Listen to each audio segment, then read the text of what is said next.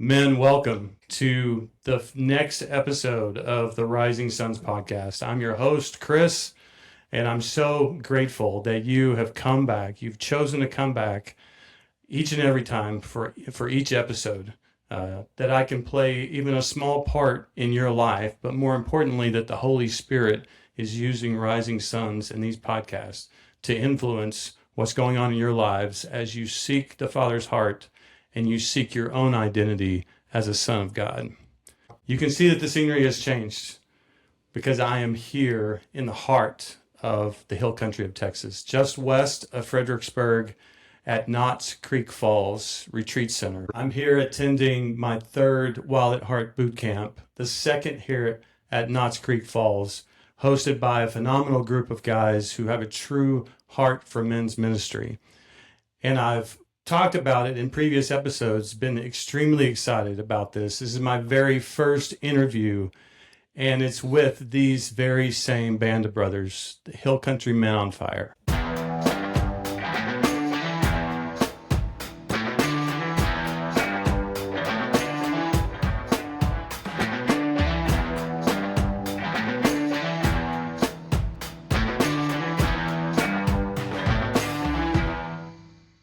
So welcome, guys.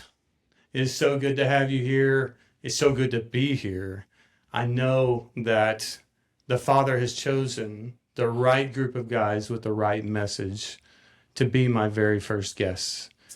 So I appreciate not only the fact that God has chosen me through this ministry, but He extended the invitation to you and that you accepted. So I appreciate that so very much. Glad to be here. Honored that you asked us. Before we get into the questions, I want to give the audience a chance to get to know each and every one of you in a small way. So I want to start with you, Jim, and just work your way down to Sean. Well, my name is Jim Apshire, and I am retired Air Force, retired a long time ago. My wife and I moved to Boerne, Texas in 1989. We have two children who are adults now and two granddaughters, one by each of them. And we've been married 42 years. And we just, I get to do this full time because I'm completely retired now. Awesome. Okay.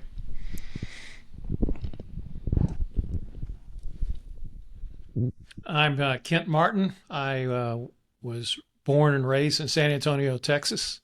Moved to Boerne in 1988, and then I moved further out west to Comfort in 2014. I've got a beautiful wife, Elva. I have a 25-year-old son and a 32-year-old stepson, and we have a 3-year-old grandson. I love the outdoors, have ever since I was a kid, and this Wild at Heart journey just has been a blessing to me in many ways.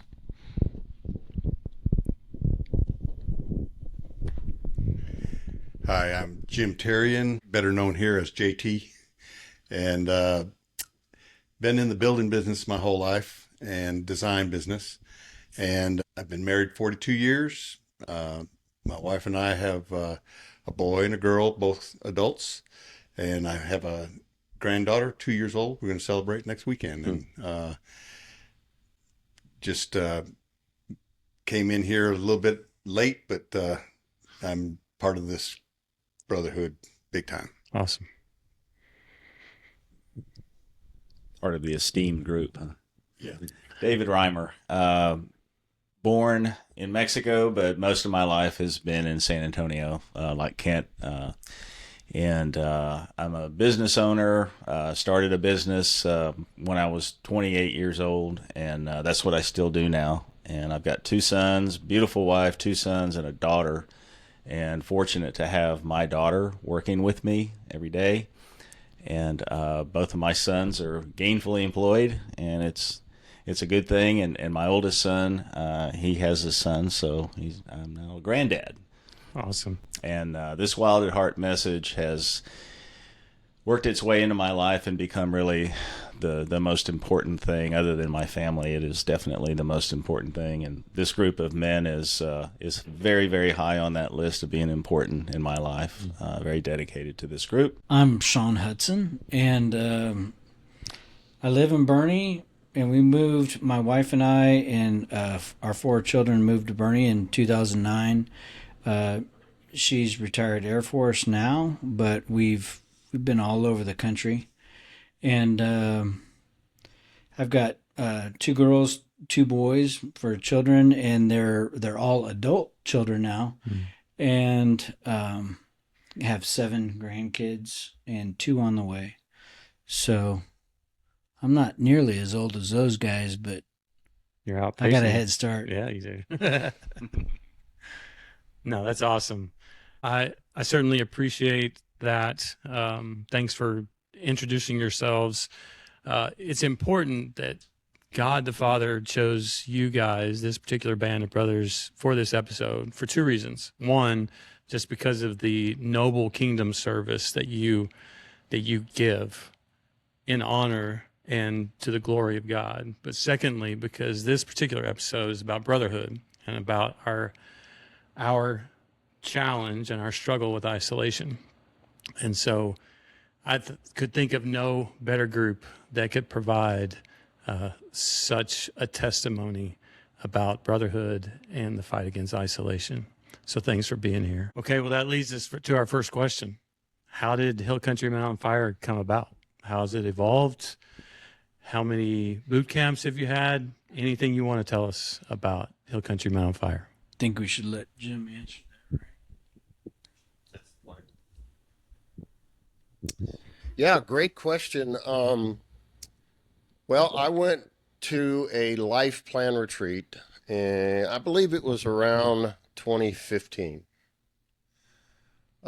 This life plan retreat really dove deep into who you are and, what God intended you to be, and how your life has gone so far, and kind of formulated on how it looks in the future. So it was a pretty cool program.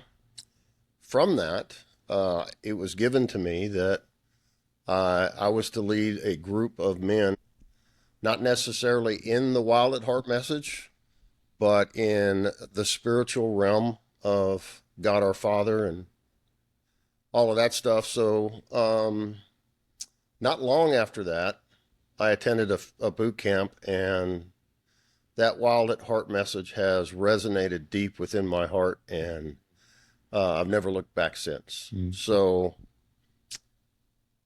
once that was done, at the life plan, I actually, when that was given to me, I actually thought of Kent here.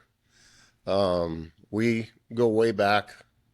I was his best man at his wedding. We went through our CIA program, became Catholic men at the same time. We've just been friends for a long time. Okay. And I just knew that this type of masculine journey that Wild at Heart was talking about in the realm of being a son of God, I knew Kent was going to fit right into that. So talked to him several times about it, wanted to get him on a boot camp so he could experience what I had, or at least what God had for him. And he was reluctant at first. I had to coax him along here. Took a couple of years, but I don't know if I threatened him. I wouldn't admit to threatening him, but he finally went. And it's been nonstop ever since. One of the crazy things about that is we were checking in at registration at the Franklin Family Ranch near Blanco. Alamo Band of Brothers was hosting a Wild at Heart boot camp. And while we were checking in, the guy that was checking us in asked Kent, "Oh, you're Kent Martin. Well, David Reimer wants to talk to you."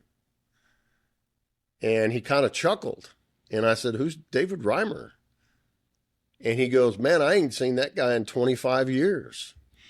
He grew up with him." So it was a pretty cool thing. So we started heading towards our room, unpack our bags and all that stuff, get settled in, and lo and behold, Kent says, well, there's David right now. So we stopped, talked a little bit, and, they reacquainted real quickly, and David pointed out, hey, I'm going to the chow hall. Why don't you guys join me once you get settled in? Yeah, why not? So we did. We started walking back towards the chow hall, and lo and behold, here comes David again. And I said to Kent, I said, you think he wants to try to do this boot camp thing with us? And he said, I don't know. We could ask him, though.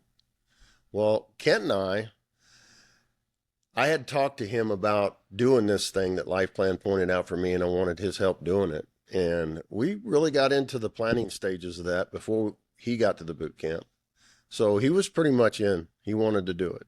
And I tell you, when I posed the question to David, I don't think I finished asking the question when he said yes.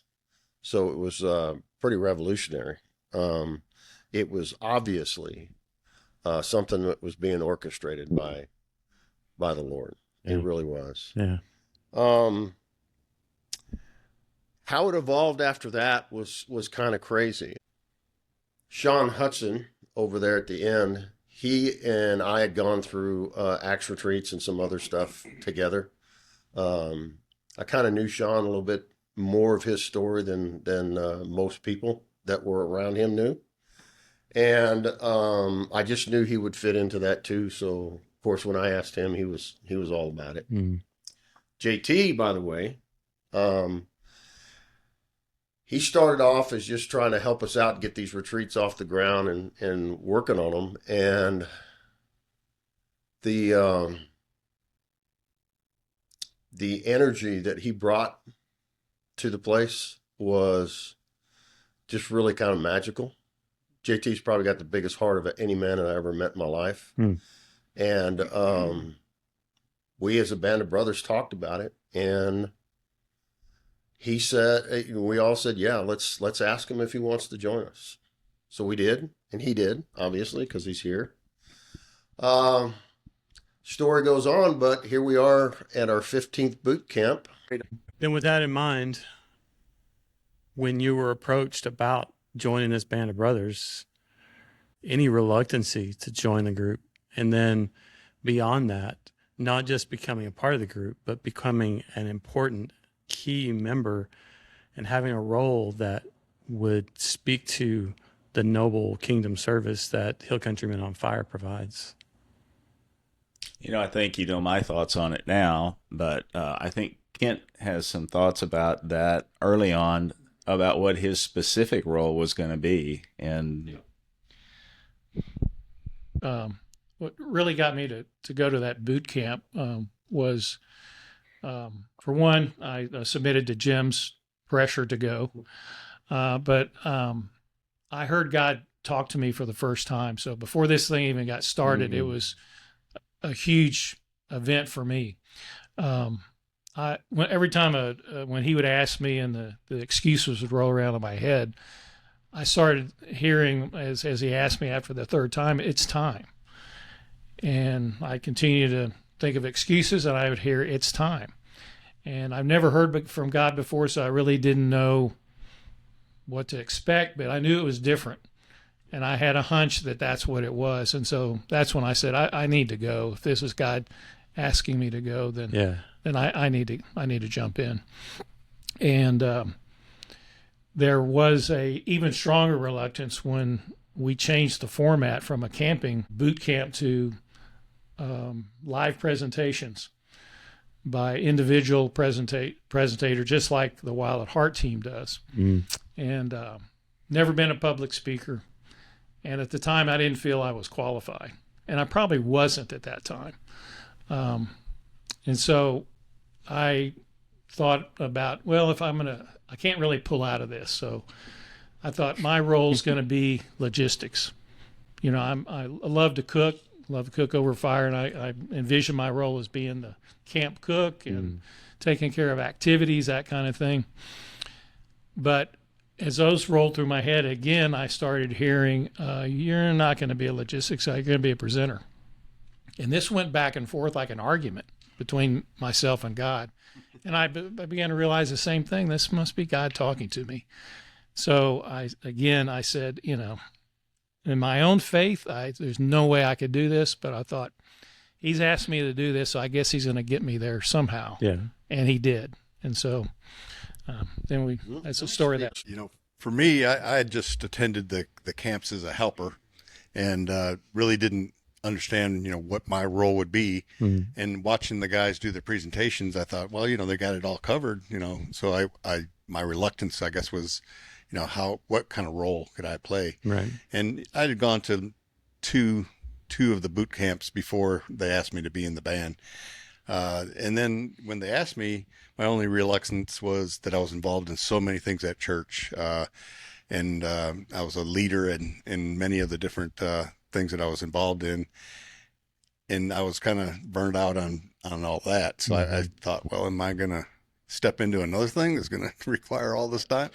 But it turned into being, this brotherhood thing turned into being much bigger than feeling like it's going to take my time. It was like, I want to be here. So the next question, reference it from Scripture, in Mark chapter 2 and Luke chapter 5, we see where the paralytic man is being carried to Jesus on a mat by his 4 friends. In a lot of men's circles, they're referred to as the mat carriers. Where and when have you experienced that very thing, where you have been struggling with something or you have been weak in your own faith and your fellow mat carriers have picked you up and taken you to Jesus? Well, I can remember one particular time doing a boot camp, probably 2 years ago. So maybe 3 or 4 boot camps ago. I was set to deliver the next session. Don't remember which one it was, but that's kind of irrelevant because they're all opposed by the enemy. So I was being attacked. I couldn't concentrate on the session coming up.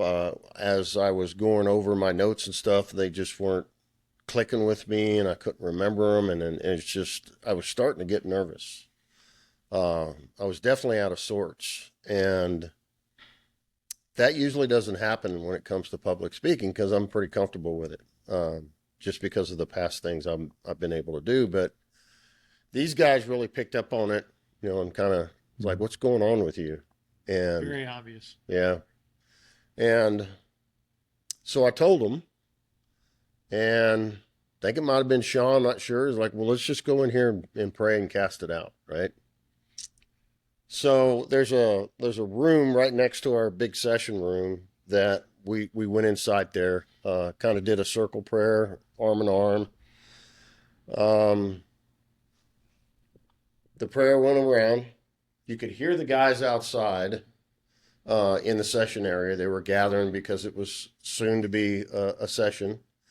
And they were talking, small talk, stuff like that. And the movie soundtracks that we had playing, you could hear them going, right? We always, the clips that are used in the boot camp, we just have that as background music between sessions and stuff. Anyways, so as everybody prayed, and it was just about to be my turn to pray and end the thing, the music changed. And I looked at Sean because he's like our technical IT guy. And he looked at me and he's like, man, there is no way that song can play right now. It's not on the sound or the playlist that I got that was playing. And that the song was by Jen Johnson, I believe, and it's called, or the name of the song is It's Gonna Be Okay, or It's Okay, right? And I just knew that was the Father just telling me, son, it's going to be all right. Just go in there and do your thing. And I was instantly just set at ease and went in there and delivered the session with no problems. And like Wow, that's nothing ever powerful. happened. That's It was powerful. very powerful. And, I really do attribute that to the strong, not only the strong bond that we have, but the Yeah. knowledge of each other's stories and who we are, who we were created to be. We know, everybody knows each other's name. They know what that means. So it's just so much power in that. It's undeniable. Well, it's funny you say that because yeah, I getting to those agreements and dealing with that wounding, even though it seems like we do this on a regular basis twice a year, and we've done 15 of them. Mm. There's still times to where I guess I can't speak for everybody, but for myself, I'm still challenged by the enemy, and sometimes I forget. Um, Sometimes I leave the narrow road or the narrow path that I'm on, and it takes me down little side paths through a different little channel that I go on. Mm. And one time at one of our meetings, this was it's just like a couple years ago or something. I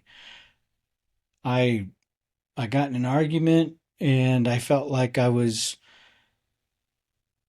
not being listened to, and that wound came up from being a little boy again, that when your parents would tell you, no, you did this, and I'm like, I didn't do that. But because of the way I acted, they were thinking, yeah, you've always do this. And I'm like, no, I didn't, but that's what kind of wounding it takes you back, or took me back to. Yeah. And I lost it, and I got angry, and I was just like, all right, of course, what do I do in those wounding moments, or those times to where I'm being exposed, and I've got to take control of the whole situation. And my control is to get violent and angry and scare people and get them to shut up. So that's pretty much what happened. And I was pretty much like, okay, I'm done with this. So in my heart, I really wasn't. I was just doing that to control. And I immediately went to the fire pit, and I was going to try to lift it up. And this is one of those big old steel things. Probably wouldn't have been able to pick it up, but you never know in a rage of anger, right? And then The human strength. I mean, just for one thing, I mean, I saw David's face, when I went down to do that. I saw the fear in his eyes. Maybe not that he was scared of me, but maybe he was scared that I was going to lift up that fire pit and hurt myself. I don't know, but that caught me off guard for a bit. That kind of hit me because I saw that I was invoking something in somebody else that I didn't want to see. Yeah. Because I don't want to be that old man, just like you said. That's what people who love you do. Yeah. They hold you accountable. And that's what they do. They hold me accountable. Yeah. And just seeing his face be upset at what I was doing, that was holding me accountable in a different way. Right. And being chased, even though I left, and I was just like, I'm done with you. And I was just upset. And that's where I go to. I go to the foul language and the anger. And I get a call. Actually, I believe I got two calls. One of the calls was from Kent, who's our sage. And just hearing his voice, he was just like, why don't you come back here? And I was already embarrassed and hurt and upset that I went the direction, because I've made a lot of progress with their help. Yeah. our Heavenly Father pursues us Yeah. all the time, and that's what they do for me. That's the tenderness Yeah. that the Father gives us. Yes. We excavate that in order to reach people and hear your heart. They heard your heart. They knew. Exactly. That's what they do for me. Not just those 2 times. It's over and over again, because sometimes I like to have a little bit more fun. I am quite younger than them. You're okay. I mean, you see me? You know, the thing about it is when we see that side of Sean, we know that 99% of that anger is really directed at himself or letting himself Sure, get yeah. like that. So the forgiveness is easy. It's just reeling him back Right. in. Right. Right, yeah. But so when we talk about building a band of brothers, there's a level of commitment that's involved in that. It came up as when we were talking about the band. Yeah. So who can speak to that, to the level of commitment that each one of you put into being a part of this group? Yeah, so I think it started with a good, healthy dose of fear that like Kent was afraid he wasn't going to be able to speak in front of a crowd or in front of the men. I was hesitant because I didn't do public speaking regularly, hardly at all. And so we decided that we were going to commit to meeting at St. Peter's Catholic Church every Friday at between 7 and 8 a.m. and work probably about 4 hours developing our script. Wow. Okay. And we did that for, I want to say it was about 8 months. Yeah, at least. And I don't think we missed many of those days. Hardly any of us missed any of those days. And I was driving up from San Antonio each you're of those interrupting times. your own work schedules to do that. And it was like a badge of honor to be able to do that. Wow. I mean, it was just really interesting how I was able to, just God worked out my schedule to where I could just do it every Friday. Yeah. And it was during a busy time in our company. I mean, we were record revenues and all that. Still, I had the time. I think that was God just chiming in and allowing that to happen. But we were super committed to it and honored to do it. And that shows God reprioritizing things in your life to show what's important, what's of kingdom value, and what's of earthly value. Yeah, no doubt. No doubt. Okay, for our next question, this comes from something that I captured from the last Wild at Heart boot camp that I had with you guys. And this quote, I copied it. I write a lot of notes from everything. And the quote was, "Tell me your story is one of the hardest yet revolutionary things you can say to a guy." Why do you believe that to be true? I do my talks. I talk about story because it affected me in a lot of ways. Because I mean, you've heard some that maybe I get angry, or times I've been judgmental. Getting in arguments like maybe somebody at a restaurant or a store or something just aggravates me. Mm-hmm. Or says something to me that really ticks me off. And before I would really lose it and tell them how I felt, and tell them how I felt they need to be acting to me or in society. But after this message, being in with Hill Countrymen on Fire, I've learned the value of story. And that why are we the way we are? Because we have a story. And like in the talks today and yesterday, I do a lot of talk. We all talk about story. That's on our little dog tag. Right. Yeah. And it's so important to listen to a man's story, Mm. or even a woman for that matter. Yeah. But you find out a lot about how that person is, and you start having compassion for the person because of what you're finding out that they went to or went through, Mm-hmm. and you're able to decipher what maybe they've gone through, and that helps. The story, what happened with the story that made you do what you did, or why are you sad right now? Or maybe it's somebody who's happy and they're just glowing with joy. And you're just like, man, I want some of that. So I want to hear, how did you get that? Right. Yeah. We want to hear the story because that's so important to know what they've been going through. Yeah. So you can sympathize with them. And as men, we sympathize with other men. No matter what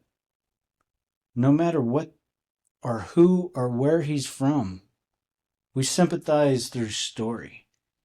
Yeah.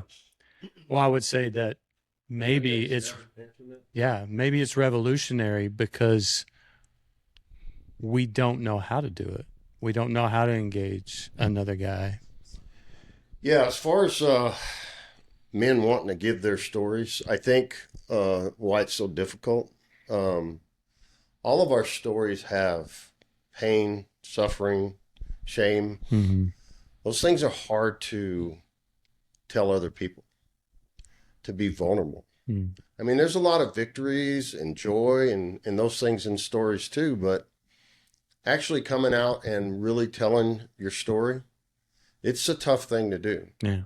And most of the guys that we see in these boot camps, they're kind of new to the whole concept, right? Mm-hmm. The whole larger story and all that. So it makes it really tough. When we formed our band of brothers, we took it under some good counsel that if we were going to do that, then we should sit down and have each one of us tell each other our 100% unedited stories of our lives. Mm. Yes. And we did that. It was really, really hard. I remember really struggling with that, but I put the effort in, and so did these guys. Everybody wrote their stories out, so we didn't miss anything.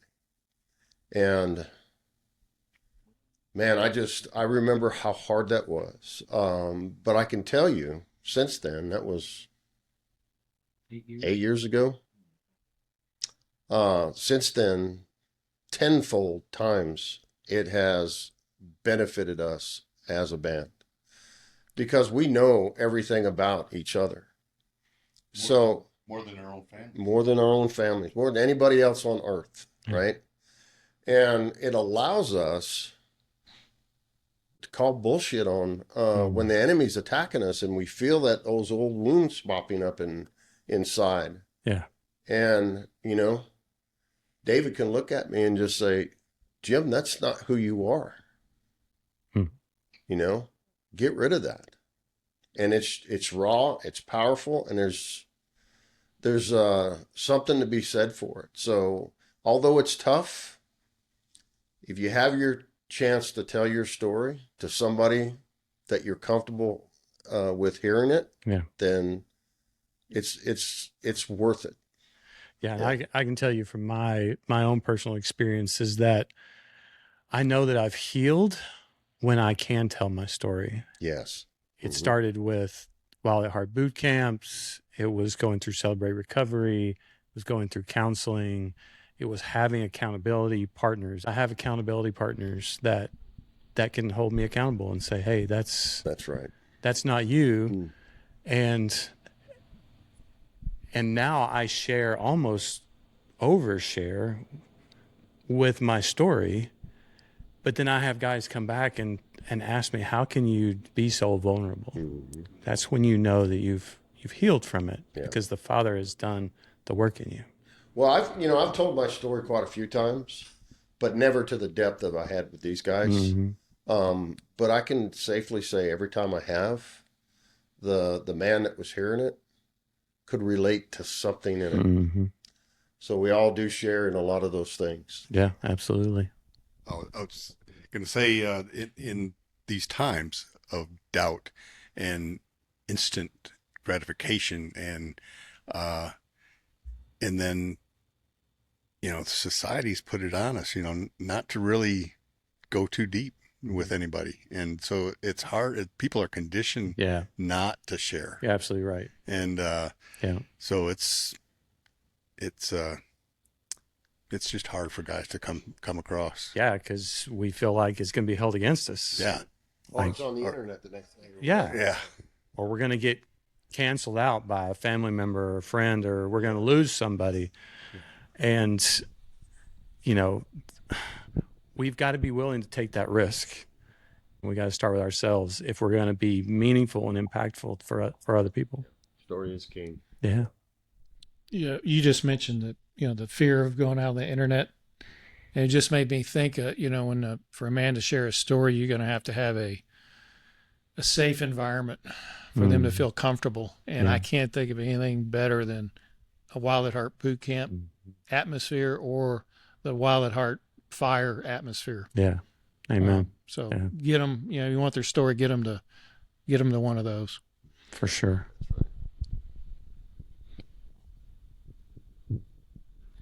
There has to be, in the environment you're talking about, there has to be an understood level of trust. Mm-hmm. And there is an art to listening to a man's story. You ask questions only for clarification, not to Right. incriminate, not to Condemn or anything. to Yeah. condemn, exactly.